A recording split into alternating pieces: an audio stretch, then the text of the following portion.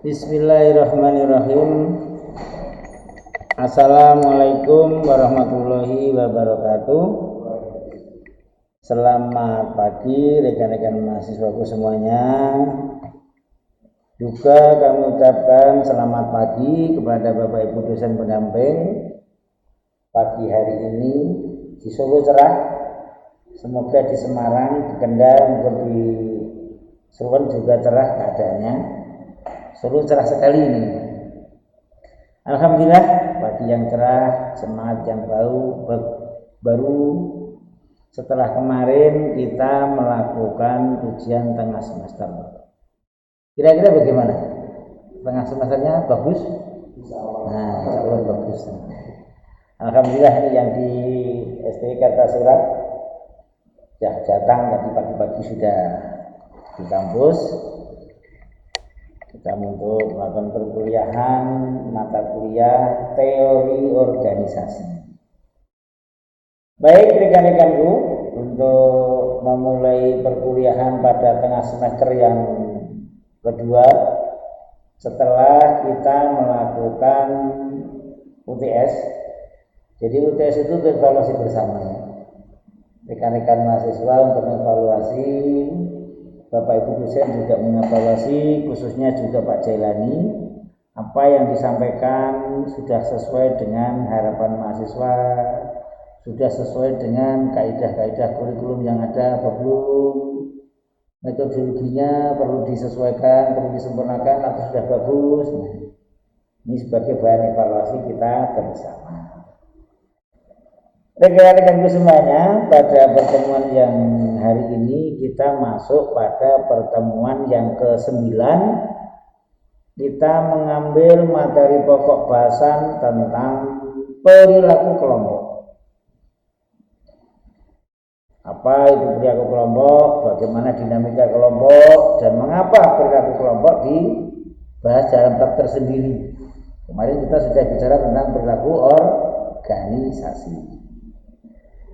Sebelum kita memulai, seperti biasa ya, kita sampaikan terkait dengan tujuan pembelajaran atau capaian pembelajaran kita mempelajari bab ini.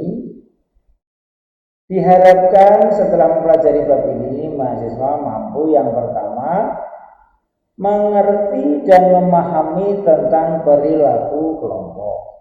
Apa itu perilaku kelompok dibandingkan dengan perilaku organisasi seperti apa? Nanti akan kita bicarakan bersama. Yang kedua, mahasiswa mampu menjelaskan pentingnya perilaku kelompok bagi organisasi. Yang ketiga, mahasiswa mampu mengerti pengaruh. Kalau pengaruhnya seperti apa kira-kira perilaku kelompok itu. Dan yang keempat, mahasiswa mampu mengidentifikasi karakter perilaku kelompok dalam satu organisasi. Baik rekan-rekanku semuanya, untuk menyingkat waktu kita berdiskusi langsung pada pembahasan tentang perilaku kelompok. Kira-kira yang ada di benak rekan-rekan mahasiswa semuanya, apa yang dimaksud dengan perilaku kelompok? Atau paling tidak saudara punya gambaran berkelompok, berperilaku dalam satu organisasi itu dampaknya seperti apa? Kira-kira seperti apa? Organisasi adalah kumpulan anggota orang-orang untuk bekerja sama mencapai tujuan bersama. Nek ngumpul itu udah. Tapi kalau sudah berkelompok, bekerja sama itu sudah agak sulit. Punya latar belakang masing-masing, punya watak berbeda-beda, punya karakter berbeda-beda, maupun punya motivasi yang berbeda-beda. Nah, kelompok dalam suatu organisasi itu pasti ada. Kalau kelompok itu baik, akan memperlancar organisasi. Tetapi kalau kelompok itu tidak baik, akan menghambat organisasi dalam pencapaian tujuan. Contoh sederhana, dalam suatu perusahaan yang besar itu kan ada kelompok yang namanya serikat pekerja, ya kan? Serikat pekerja itu kalau bisa kompak, dinamis, akan mendorong produktivitas perusahaan. Tetapi sebaliknya, kalau serikat pekerja itu yang penting beda, ya, apa-apa rapor percaya, kacau ini demo, mogok dan segala macam, organisasi akan kesulitan dalam melakukan aktivitas kegiatan produksinya. Tetapi akan sebaliknya, apabila serikat pekerja itu mendorong semuanya dirembuk, karyawan merasa dihargai, akhirnya apa? Mereka bekerja dengan semangat yang bagus, teamwork menjadi kompak. Begitu juga sebaliknya, dalam organisasi perguruan tinggi, pendidikan tinggi, mahasiswa itu kan salah satu unsur utama dalam perguruan tinggi. Ketika mahasiswa berkelompok, misalnya organisasi panjat pinang apa panjat tebing, organisasi pendaki gunung atau panjat tebing.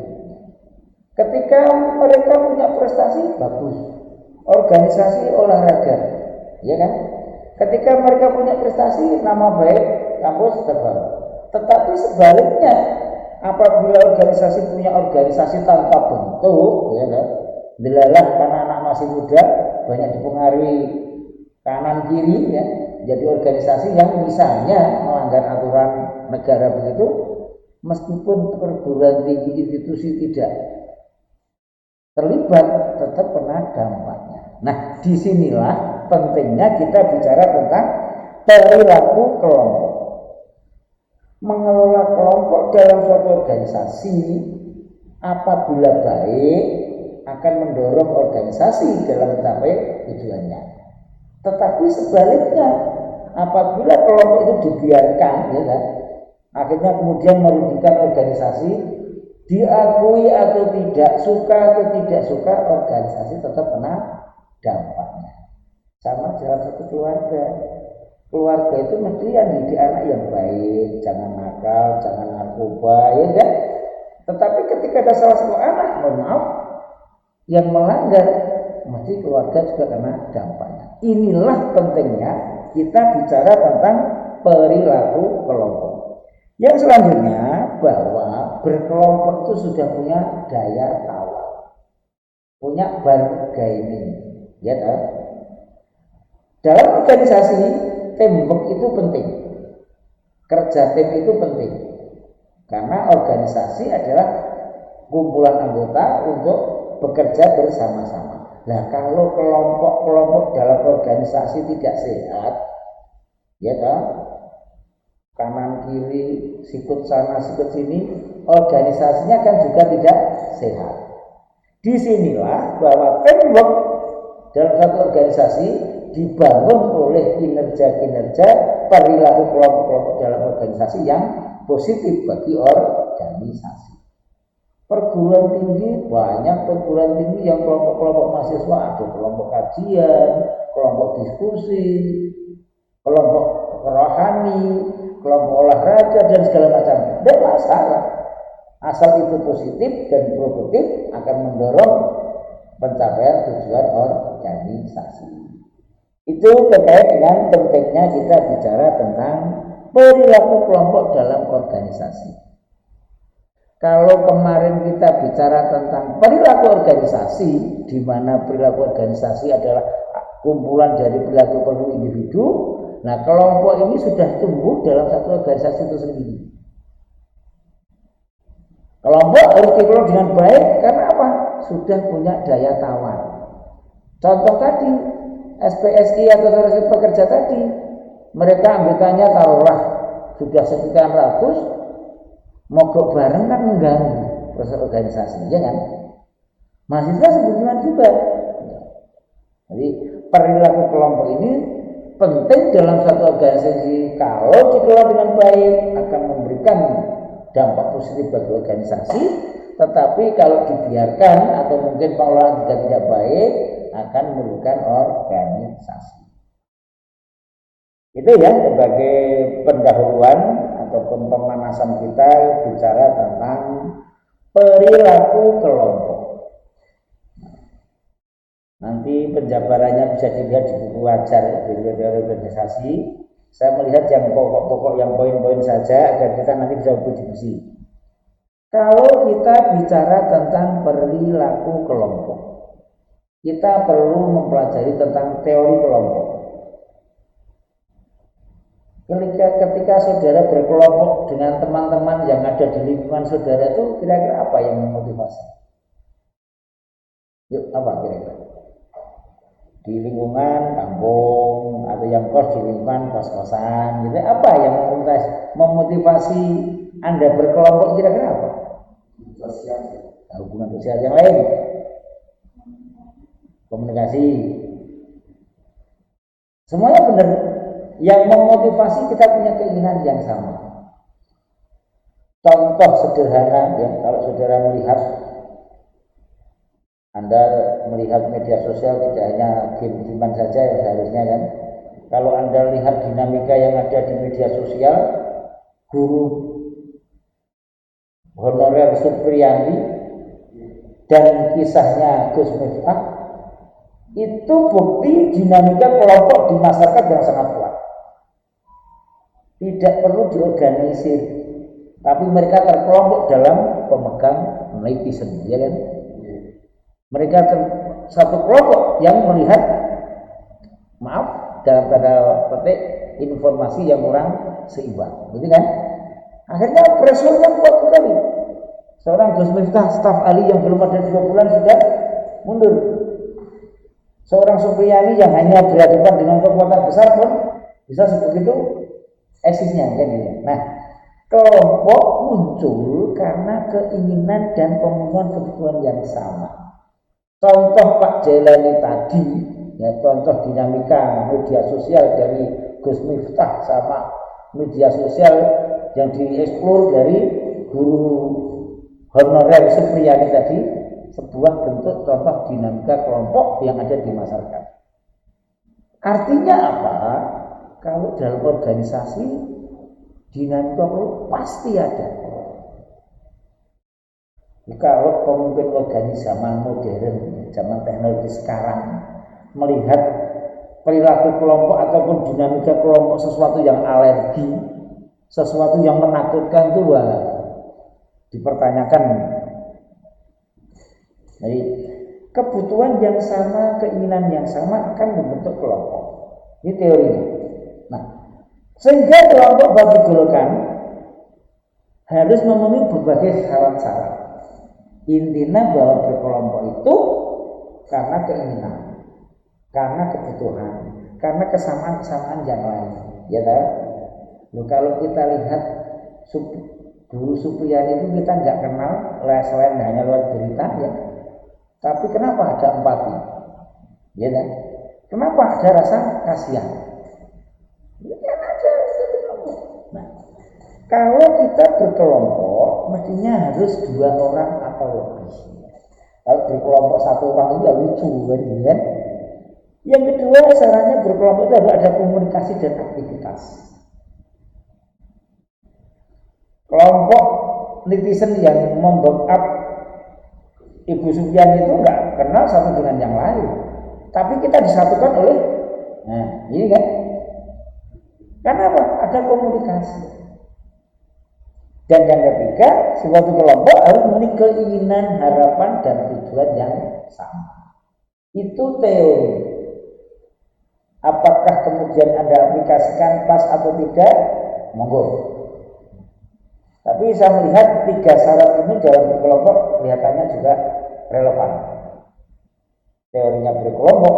Nah, kalau dalam satu organisasi kita bicara dengan teori kelompok ini, berarti pemimpin organisasi zaman sekarang, zaman teknologi teknologi sekarang ini, zaman now dan segala macam, atau zaman sekarang game apa beta itu sekarang generasinya ini kan, itu harus benar-benar memahami dinamika perilaku kelompok.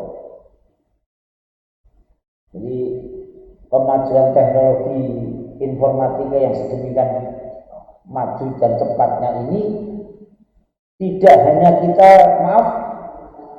silo, wah teknologi bagus, wah teknologi canggih, tapi kita harus bisa memahami dalam satu kelompok kita berorganisasi efek yang ada. Ini yang putusan istana ini yang menjadi contoh bahwa kekuatan kelompok di masyarakat yang hanya dibangun oleh sesama ini kekuatannya sangat dahsyat. Anda belum mengalami ketika zaman waktu itu masih Orde Baru. Tidak bisa seperti ini. Karena kita hanya ngomong aja demo saja kita dipenuhi kesel ya. Istirahatkan begitu kan. Karena Pak Jali yang mantan demonstran gitu kan. Jadi ini hebatnya. Kembali kepada masalah teori kelompok. Jadi kalau kita bicara tentang teori kelompok, kelompok itu dibangun oleh keinginan, oleh kemampuan, oleh kebutuhan yang sama. Apalagi dengan kemajuan teknologi yang ada saat ini. Nah, ini menunjukkan kepada kita bahwa kita berorganisasi akan selalu ada, apapun bentuknya teknologi, apapun bentuknya perilaku masyarakat. Sehingga rekan-rekan mahasiswa yang harus berikan semangat itu berorganisasi itu sampai akhir zamannya bubar itu masih tetap diperlukan. Itu tentang teori organisasi. Kira-kira ada pertanyaan dulu sebelum kita bicara lebih dalam. Jadi kalau kita tadi dalam pendahuluan saya mengatakan kelompok begini, oh teori kelompoknya seperti ini. Nah kalau bicara pertanyaan kita lakukan sekarang masuk pada bagaimana jenis-jenis kelompok itu. Kalau kita bicara tentang kelompok, sebetulnya hampir tidak ada batasan latar belakang ataupun mungkin sebab-sebab terjadinya kelompok. Kita ngobrol di warung hip, sekarang warung ya. Di sana sekarang modelnya ada wifi, ada live music dan segala macam. Kita kenalan, akhirnya menjadikan kita sahabat. Ada kelompok baru, kelompok hobi wedangan dan hip misalnya kan. Nah, tetapi secara teori ada banyak kelompok-kelompok di mana dalam satu organisasi kelompok dibagi menjadi kelompok yang formal dan non formal. Perusahaan, kelompoknya perusahaan A itu kan kelompok organisasi yang formal. SPSI di apa namanya di apa? Direkomendasi apa di oleh perusahaan itu namanya kan? Pernah perusahaan belum? Tetapi di sana juga ada kelompok-kelompok yang non formal. Oh, kelompok sesama hobi badminton. Bisa juga